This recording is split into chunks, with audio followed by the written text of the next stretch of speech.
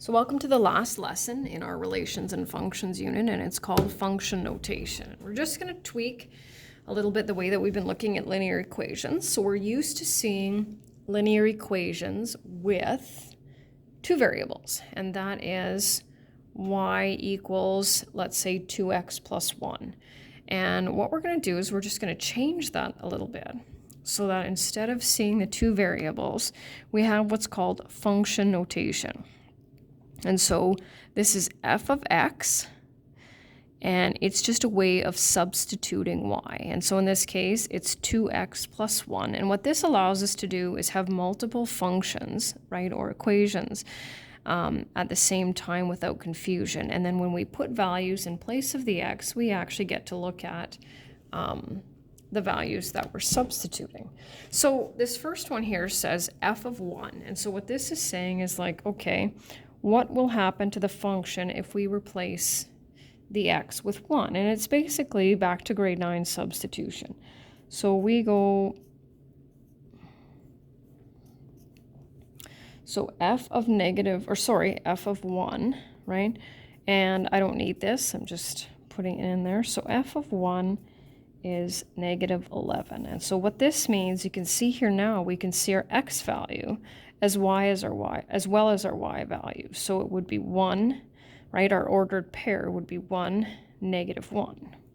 So now we have our other function. We have to just make sure that we don't confuse them, right? Because normally we'd have y equals, and possibly a third one. This way we can clearly tell the difference between them. So we'll substitute the 5 in place of that.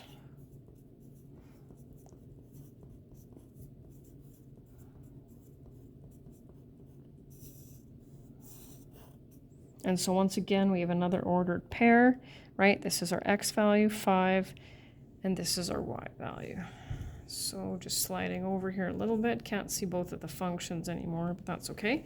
So again, one more, g of negative 4, 2 times negative 4 plus 1. I'm just gonna save a little bit of time here. Negative 8 plus 1 is negative 7. So once again, we can clearly see our ordered pair here, right? So we substituted negative 4 for the x value, and this would be our y value. So that would be one of, obviously, the infinite number of ordered pairs that we could put in a table of values. Negative 4 times 3 over 2. We're used to multiplying fractions by now. So f of 3 over 2. So that will be negative 6, right? Negative 12 over 2 is negative 6. Minus 7 is negative 13. And just two more here before we get to the graphs. Back to the first function, right, the f of x. I'm not sure why, but for the three common letters to use are f of x, g of x, and h of x if you end up with 3. But this is, I only give you up to 2. So f of negative 9, 36 minus 7. And the last one,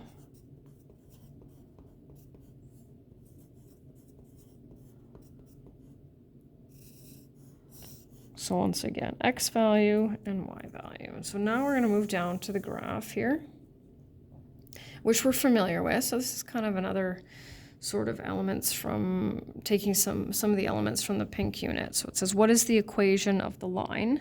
So we know that for the equation of a line, we need to know the value of the slope and the value of the y-intercept. So we can take any two points, right? We can see it crosses the y-axis at 1, and if I do my rise over run, I get 2 and 6, and it's a decreasing line, so we know it will have a negative slope. So the equation of the line, y equals negative 1/3 x plus 1.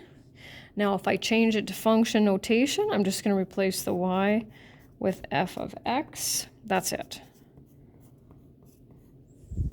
And now we just have some questions over here. It says, what is the value of f of 0? And so that means I'm saying, okay, so when x is 0 on that line, what's y? So we go to the graph, right? We find 0 on our x-axis, and we match that up with the line, and clearly our y value is going to be 1. And that's what it is. So then it says, what is the value of f of -3? So once again, the -3 is our x coordinate. Slide over here to -3 and lines up with the 2. And now this is the other way, right? So it says, what is the value of x if f of x is 1? So this is saying, okay, if y is 1, what's x? So now we need to look at the y-axis at 1. And we'll just slide up there. So there it is. And our x-coordinate there will, of course, be 0. And then we just have one more.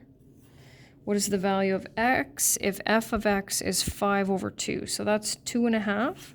So we'll slide over here and we'll go up to the 2.5. And we'll go all the way over there. So if I kind of go down there, it's -4.5. And we're used to putting that in simplified improper form. So then we end up with -9/2.